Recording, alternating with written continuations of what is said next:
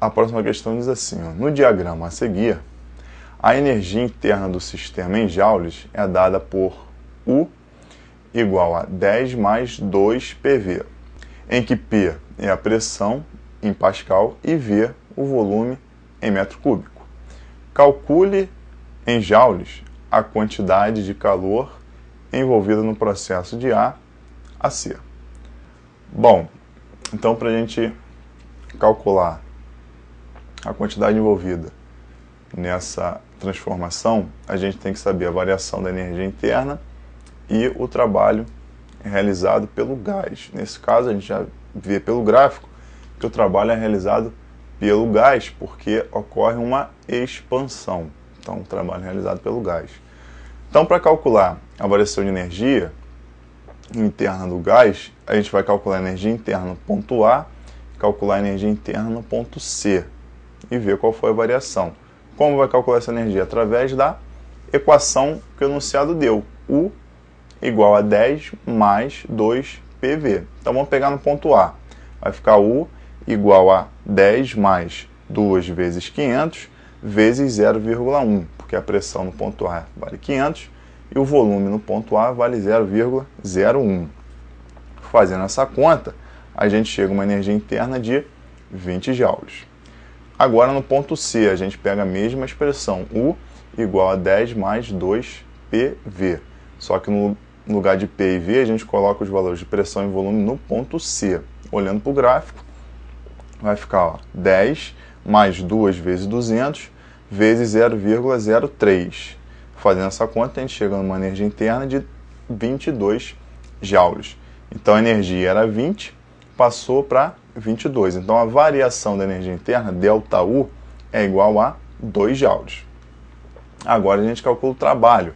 O trabalho, a partir do gráfico, a gente calcula usando a área da figura formada pelo gráfico. Ok? Essa figura é um trapézio. Olha para o gráfico, você vai ver o trapézio. Então a área do trapézio é base maior mais base menor, vezes a altura sobre 2. Então é só fazer a conta. Vai ficar 500 mais 200, vezes 0,02 sobre 2. Fazendo essa conta, a gente chega no resultado do trabalho igual a 7 joules. Agora que a gente tem o trabalho e a variação da energia interna, a gente aplica a primeira lei da termodinâmica, que diz que ΔU é igual a Q menos W. A variação da energia interna é igual ao calor menos o trabalho. Então vai ficar 2 é igual a Q menos 7. Então quer dizer que Q é igual a 9 joules. A próxima questão diz o seguinte. A figura representa o gráfico P contra V, pressão contra volume de um gás, suposto ideal, que sofre primeiramente um processo isobárico partindo do ponto A para o ponto B e depois um processo isovolumétrico atingindo o ponto C, que se situa sobre a mesma isoterma que A. Letra A. Calcule o trabalho realizado pelo gás ao final do processo ABC.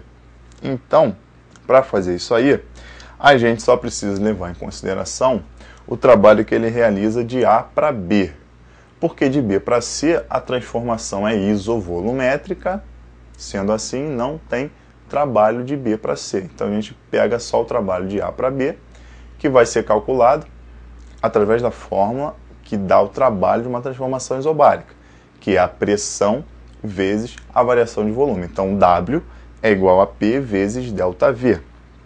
Então vai ficar W igual a 4 vezes 10 a 5, porque é a pressão, vezes 2, que é a variação de volume.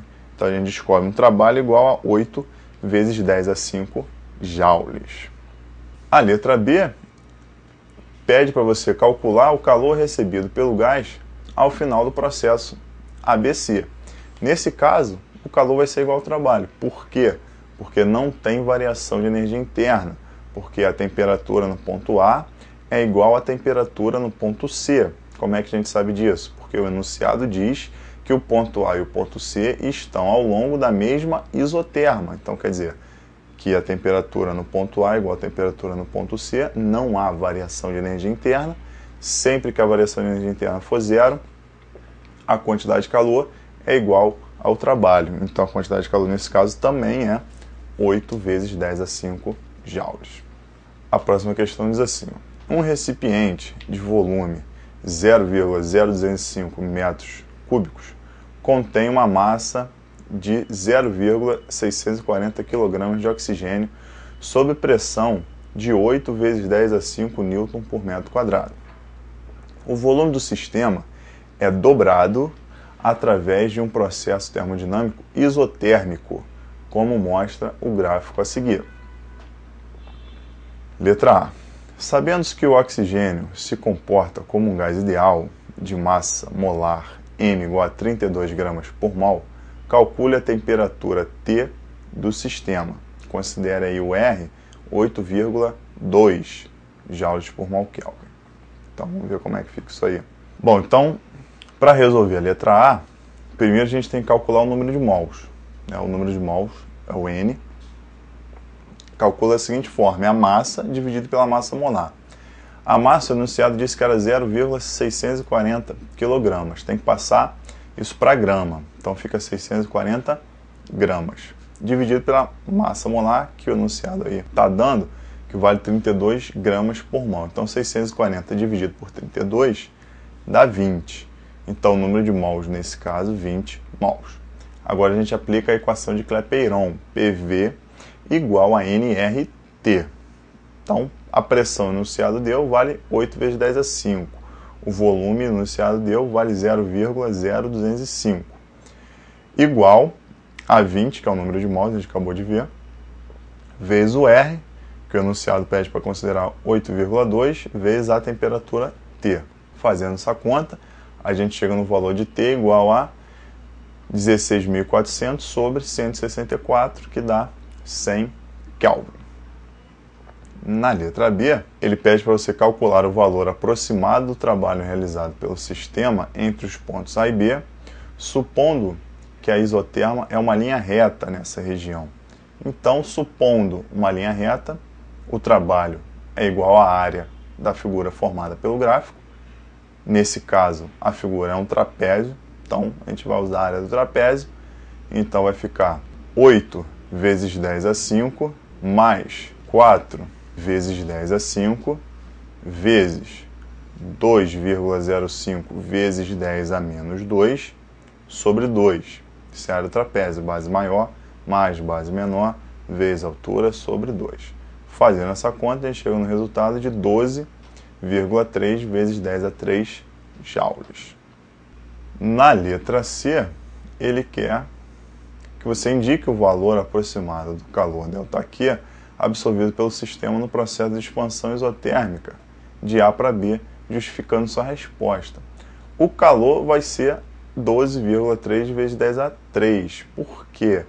O calor é igual ao trabalho. Não há variação de energia interna, porque a temperatura é igual.